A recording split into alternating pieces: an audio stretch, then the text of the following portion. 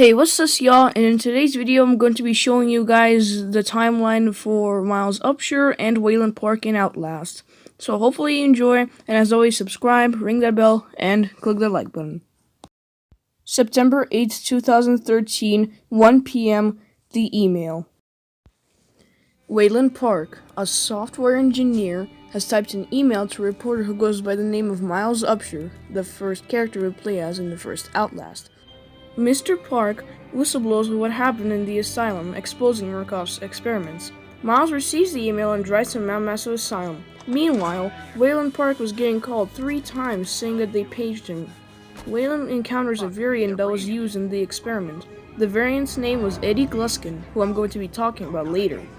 After Wayland did his duties, he went straight back to his office room and got caught by his boss, Jeremy Blair. But Wayland might have been dumb to forget to close the tab, but what he didn't forget to do was to send the email. When Blair and his guards agreed to put Wayland on forced confinement, he got punched, hit with a gun, and lastly kicked to the face as they knocked him out cold. Wayland was unconscious for 2 hours. Wayland is now free from getting brainwashed. Everyone says free around him, but the wall rider was also set free, leaving the other people who were brainwashed dead. Wayland is now trying to get out of the hospital part of the asylum. Wayland encounters the wall rider by trying to kill him. He quickly escapes the wall rider into another room where the variants tell him that if he's a variant like all the others. Once they found out that Wayland is a variant, he lets him free. Wayland is safe once again, and he is in an event where 2 guards and a scientist are talking about a shortwave radio that can be found in the prison block to contact 911. Wayland tries to find the radio in the prison block afterwards. Wayland then gets chased by the wall rider again and gets inside the decontamination chamber. Wayland then encounters Frank Manera. Frank Manera is a vicious cannibal that is eating people, sawing people, and burning people for fun. Wayland gets the key and sets off into the crematorium, where he meets the cannibal again, but by attempting to burn Wayland alive by shoving him into the burner. While Wayland attempts to break out and later is chased by the cannibal. Wayland is now on the 2nd floor of the hospital and sees a suffocating guard in a decontamination chamber. Wayland then turns off the steam and gets outside in the recreation area where the cannibal is never to be seen again. Into the fog. 5 p.m. Wayland is now finally in the recreational area beside the prison block where the thick fog arises, but due to the thick fog, it is impossible to see daylight. Wayland gets his way through the heavy fog and is now close to the prison block, where he sees the naked twins for the first time. Wayland is now in the prison where he finds the shortwave radio and tries to contact 911. Before Wayland could say anything, he is attacked by Jeremy Blair and then destroys the radio, leaving Mr. Park with no hope of escape. Jeremy Blair then attempts to strangle Wayland, but before he could kill him, he hears Chris Walker for the first time.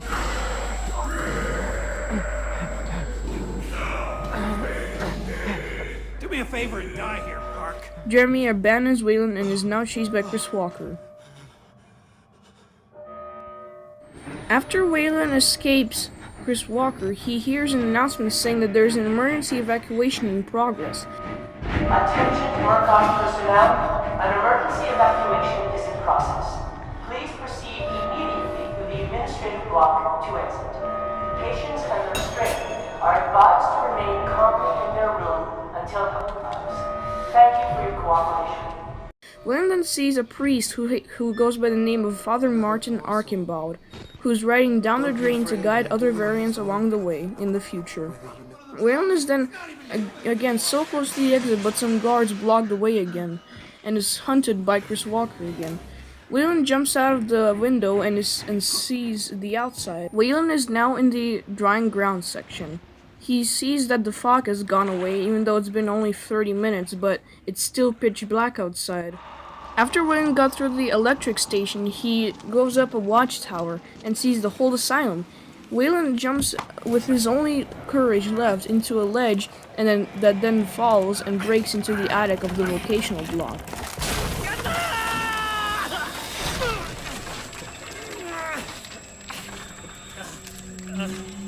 Wayland encounters Dennis, who talks about Eddie. Eddie Gluskin is the same guy we met from the beginning. Waylon is then chased by Dennis. He then escapes into the 3rd floor of the location block. He then sees a very graphic act and then meets Eddie Gluskin. Eddie Gluskin talks about the relationship between him and Waylon. Waylon sneaks and avoids him into another hallway where they begin to play cat and mouse. Waylon jumps onto a non-sturdy ladder and falls by hurting his leg badly. Eddie Gluskin feels genuinely hurt about Waylon. He then asks him if he wants to rather die or live. Eddie Gluskin said that he would rather die, but before Eddie Gluskin would do anything, Waylon got off the elevator shaft onto the 2nd floor of the locational block, where he was soon chased by Eddie Gluskin again. Waylon hides into a locker and then gets locked by Eddie Gluskin. Then he begins dragging the whole locker with Waylon inside with him. Waylon then goes to sleep with knockout gas and sleeps for 12 hours. This is when Miles Upshur arrives at mightv'e Asylum. After reading Waylon sent an email, Miles sucks it up and decides to get to the bottom of things. Miles climbs through some scaffolding and through a smashed window and into the asylum. Murkoff's experiments, 9 p.m. Miles experienced nothing but blood, gore, and violent messes. He meets a Murkoff soldier impaled by a metal pole, and with his last string of life, by trying to get off the pole, he tells Miles with his last deep breath to get out while sobbing and crying from the pain. He dies. They killed us. Sakata. The variants. You can't fight them. You have to hide. Miles wants to get out, but due to something holding him back, he wants to expose more. But due to Miles' lack of bad luck, he squeezes through a gap and gets thrown through the glass by Chris Walker. Little pig.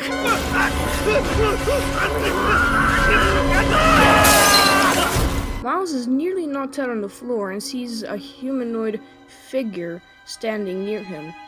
It looked like if it had a robe and some gray slippers, and it was none or less than Father Martin, who tells Miles that he has a calling.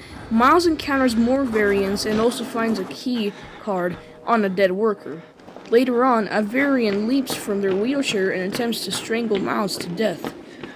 Miles kicks the variant back, breaking Miles free and running to the security room. Get them out!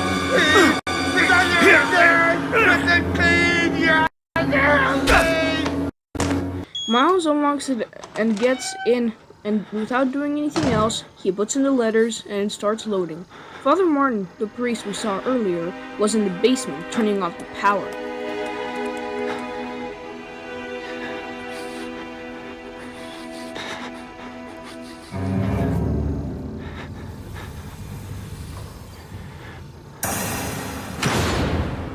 Miles tries to turn the power back on, but is drugged by Father Martin because he wanted Miles to see more and expose more. Then shows him video footage of the Walrider in the main laboratory in the underground. Then Miles drifts off to sleep. Miles then wakes up in a prison cell in the prison block. A variant sets Miles off free and meets the Naked Twins for the first time, and really wants to kill him, but due to Father Martin's sake, he wants Miles to live. Miles was about unconscious for about a few hours, so now it's starting to rain, and it's midnight. Miles eventually meets Chris Walker again, who is stuck in a decontamination chamber. He then breaks through the glass and chases Miles again.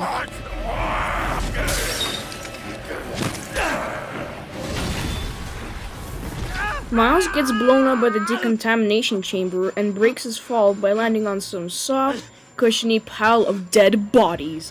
Miles escapes Chris Walker again and finds himself in the stinking sewers, and gets chased by Chris Walker again, where he has to turn valves and avoid getting caught. After Miles escapes Chris Walker for the final time, he thinks, he finds himself in the basement ward area of the male ward, where he's pursued by other variants that are trying to kill him. Miles finds himself cornered in another room, but hears a voice coming from the food elevator saying to get inside the dumbwaiter. Miles gets inside, but they simply lied. A deranged doctor who goes by the name of Dr. Traeger or Richard Traeger that then pummels Miles with his fists, nearly knocking him out. He then sets him on a wheelchair and takes off. He shows him the exit, but Miles obviously can't move because he's tied to the wheelchair. Duh. And with Trigger's attitude, he pretends like Miles wanted to stay. All the way up to the 3rd floor, Miles sees the set of variants that Trigger tortured. They yelled and begged for help. Trigger even makes sarcastic jokes on them. They go inside the room, then Trigger steals the camcorder from Miles and records him getting tortured. He then starts to pull out his giant scissors out of the piss washer, starts cutting Miles' index and middle fingers off for fun. You paying attention? Don't pass that on me. There's so much for you to absorb. Miles is unconscious due to blood loss. After Trigger leaves, Miles finally breaks free and falls to the floor, vomiting.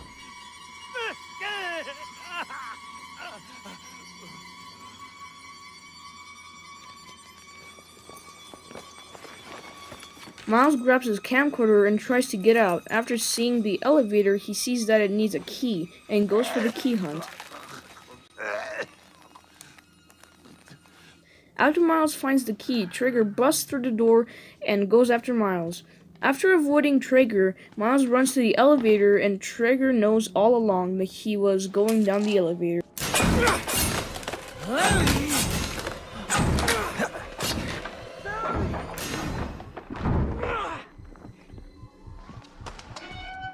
So he ran downstairs as fast as possible and caught up with Miles. He tries to get inside the elevator, but before he could stab Miles, Miles pushes him back out of the elevator, but then he gets crushed by the elevator.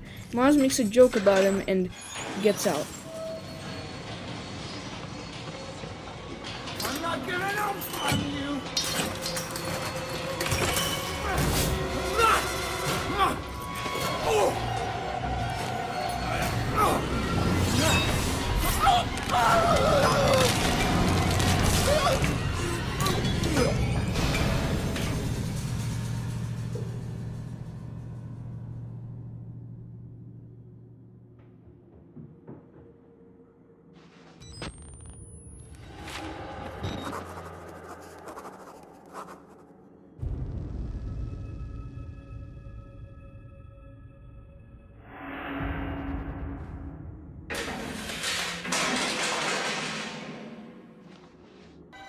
After Miles dealt with Trigger, he meets up with Father Martin again, telling him that he has to follow him outside in the courtyard. Miles then gets inside a cafeteria that's on fire. He then meets a variant that started the fire because he's a, pyromaniac. He then gets pursued by Chris Walker again and has to turn on those fire sprinklers. After Miles turns on the sprinklers, the pyroman was not happy because he turned on the sprinklers to put out the fire and get out through the kitchen. Miles found the outside and is on a search for the Father Martin. He got chased by Chris Walker once again, but got away into a tunnel leading to the female ward. He sees Father Martin telling him that he has to follow him once again into another part of the asylum. Miles later sees the twins again and avoids them into a burned down room where he jumps from a ledge onto another ledge that is about to break on him. His camcorder falls out of his pocket and falls hard through a crack into the floor. Miles goes down 2 floors and gets his camcorder. After discovering that not only his camcorder cracked, but is also pursued by 3 variants trying to attack him, Miles gets himself back up to the floors and goes ahead further into the asylum. Miles surprisingly finds himself back into the admin block where everything's all started.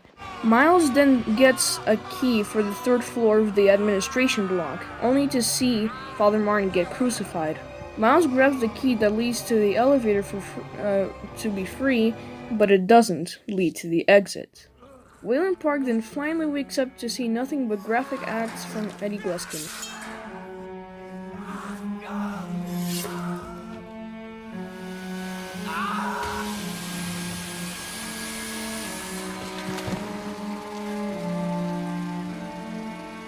After Wayland dozed off for a bit again, he finds himself laying on the table strapped.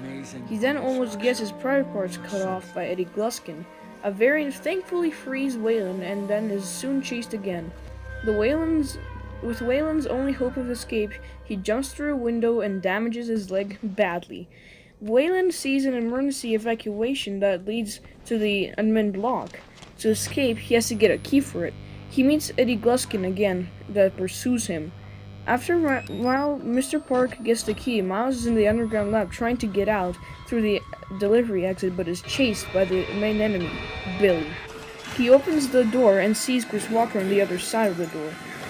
Chris Walker grabs him and throws him to the ground, but before he can grab him, he gets thrown by the wall rider Billy and gets shredded while Miles sees his guts spill onto the floor.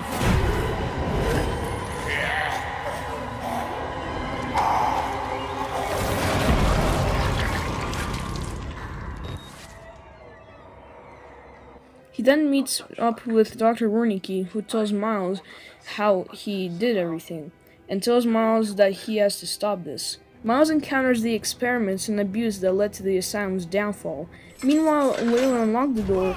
Gluskin came out of nowhere and beat Waylon and hung him up. The ceiling breaks on Waylon, and Gluskin gets overhung by Waylon's weight, having one of the ceiling poles stabbed through Gluskin's stomach. Hold still. God damn it, what are you? Oh, damn it, darling.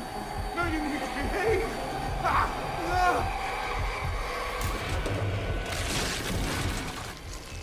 Been beautiful.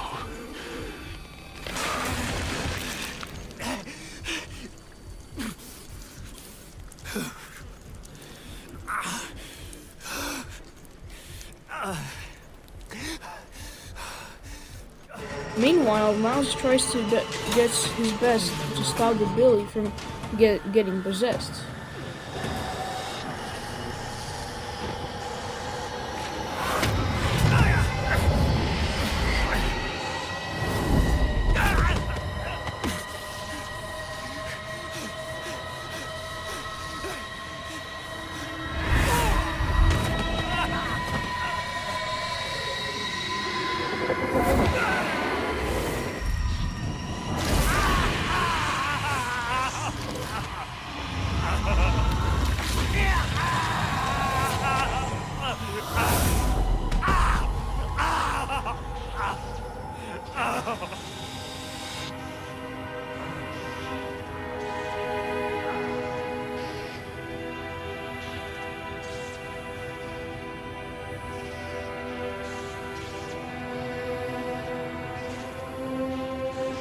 Waylon eventually gets to the mail ward and sees a burning church in the distance due to Father Martin's crucifixion. Later on, he sees Dr. Traeger laying on the floor dead and surrounded by soldiers talking about him.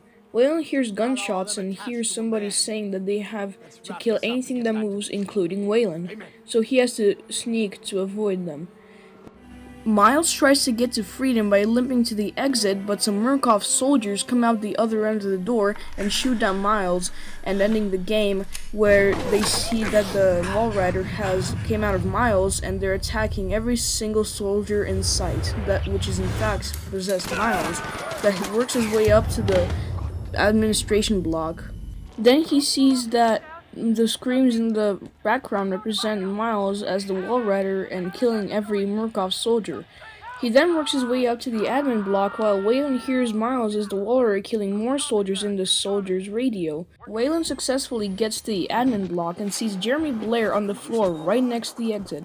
He tells Waylon to help each other, but instead grabs Waylon and stabs him in the stomach with a knife and pushes Waylon.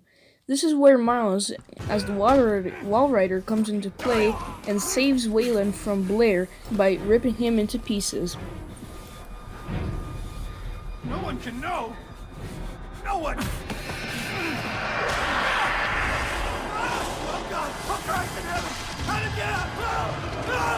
No! Please! No! With Waylon limping again, he gets to Miles' Jeep and hops in. Before driving off, he sees a human ghost figure standing there. That is, in fact, Miles. Waylon then rams the gate and escapes.